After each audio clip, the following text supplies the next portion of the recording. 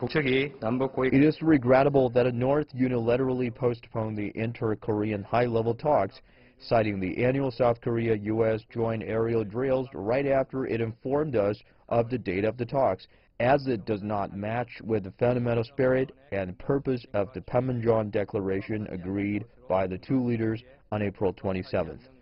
The South Korean government has a strong will to diligently fulfill the Panmunjom Declaration and urges the North to come out to the talks immediately for the peace and prosperity of the Korean Peninsula.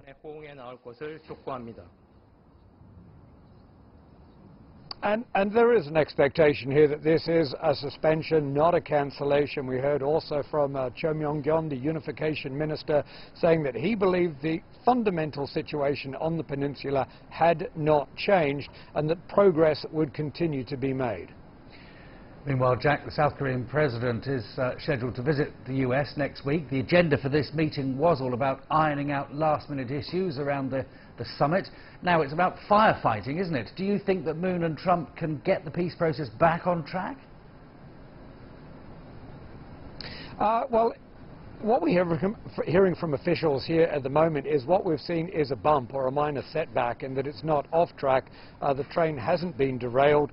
The Max Thunder war games, even though they're said to be just sort of an operational procedure, clearly sending a message ahead of the talks, a hardline message saying that if the deal isn't made, the preemptive strikes could be back on the agenda. And what we're really seeing is a hardline response from Pyongyang, perhaps unsurprisingly, letting them know that not everything's going to go the way of Washington and Seoul. This isn't going to be easy, that there will have to be some give along with the take.